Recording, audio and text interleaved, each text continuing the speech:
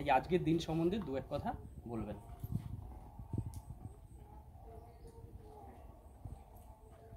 আজকের ৭৮তম স্বাধীনতা দিবসের এই উদযাপন লগ্নে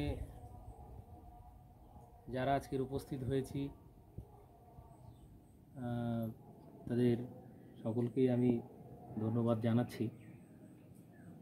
দুর্ভাগ্য যে আজকের সকলে আসলে ভালো হতো, আমাদের গ্রুপে সকলকে মেসেজ দেওয়া হয়েছিল কিন্তু আসেনি সকলে। এই বিষয়গুলো নিয়ে আমরা পরবর্তীকালে চিন্তা ভাবনা করব, ভাবব বিষয়গুলো নিয়ে। যাই হোক, স্বাধীনতা দিবস আমাদের জীবনে অনেক কিছু এনে দিয়েছে, কিন্তু স্বাধীনতা রক্ষার জন্যে যে কার্যকারিতা দরকার ছিল আমাদের, সেটা আমরা এখনও করে উঠতে পারিনি। সারা ভারতবর্ষ জুড়ে এই দিনটি পালিত হচ্ছে অত্যন্ত সগর্বের সাথে, ঠিকই, কিন্তু যে উদ্দেশ্য নিয়ে আমাদের স্বাধীনতা সংগ্রামী, স্বাধীনতা বীর শহীদ যারা, তারা যে স্বপ্ন দেখে আজকের এই স্বাধীনতার যারা স্বপ্ন দেখেছিল, যে ভারতবর্ষ দেখতে চেয়েছিল, আজকে তারা থাকলে হয়তো একটু কষ্ট পেত। তো যাই হোক, সমস্ত কাজই মানুষের দ্বারাই তৈরি হচ্ছে, মানুষের দ্বারাই সৃষ্ট। আমরা আমাদের ভেতরের বাইরে বাহ্যিক স্বাধীনতা পেয়েছি ঠিকই, কিন্তু আমরা আমাদের স্বাধীনতার যে দায়িত্ব কর্তব্য সেটা আমরা পালন করে উঠতে পারিনি। মানুষের মধ্যে যে মনুষ্যত্ববোধ, বিবেক এবং সেগুলো সব আজকের দিনে সব সুপ্ত হয়ে গেছে, ঘুমিয়ে পড়েছে। তো সেই সুপ্ত বিবেককে জাগ্রত করে মানুষের যে প্রকৃত ধর্ম, মানুষের যে প্রকৃত আচরণ, সেগুলো প্রতিফলিত করতেই হবে। না হলে আজকের দিনে দাঁড়িয়ে সমাজের যে অবক্ষয় হয়েছে, যে অবনমন ঘটেছে, তার দায় কিন্তু আমাদেরই। ব্যক্তি মানুষ যদি উন্নতি করে, ব্যক্তি মানুষের মনুষ্যত্ব যদি উন্নত হয়, তাহলে এই সমাজ একজন মানুষ ভালো হতে হতে, দুজন মানুষ ভালো হতে হতে, সমস্ত মানুষের মধ্যে যদি এই ভালো গুণগুলো আবির্ভূত হয়, তাহলে দেশটাও অত্যন্ত সুন্দর এবং সুসংগঠিত হবে। এত অন্যায়, এত অত্যাচার, এত অমানবিক আচরণ আর মানুষের মধ্যে প্রতিফলিত হবে না। আমরা নিজেদের স্বরূপ ভুলে গেছি, যে আমরা কে, আমরা কিসের জন্য এসেছি, আমাদের দায়িত্ব কর্তব্য কি, সেই বিষয়টা আমাদের মধ্যে সম্পূর্ণ হারিয়ে গেছে। প্রত্যেকের মধ্যেই মনুষ্যত্ব আছে, প্রত্যেকের মধ্যেই বিবেক রয়েছে, কিন্তু সেগুলো ঘুমিয়ে রয়েছে।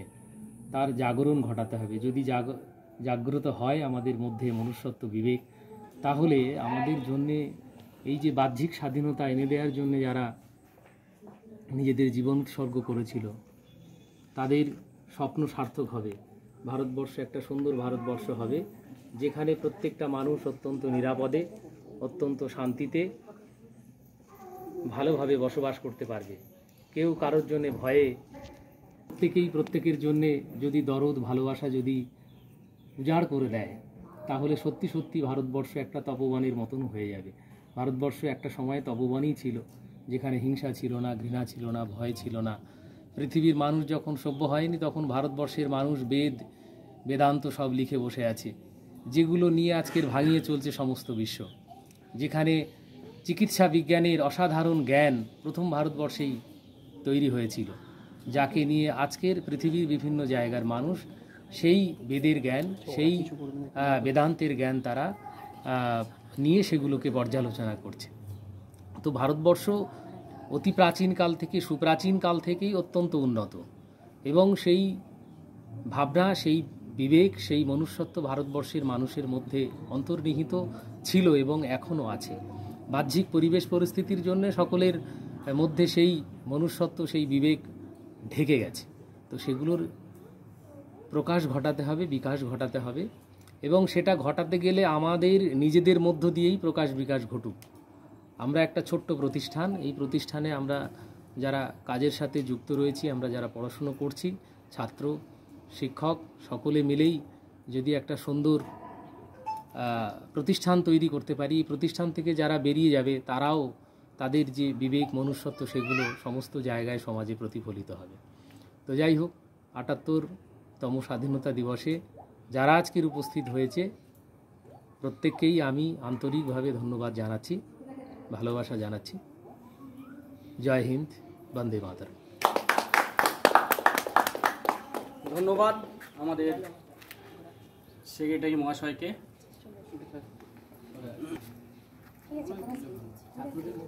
আচ্ছা, ছাত্রদের মধ্যে কেউ কিছু দিবস সম্বন্ধে কিছু বলতে চাও? তাহলে বলতে পারো।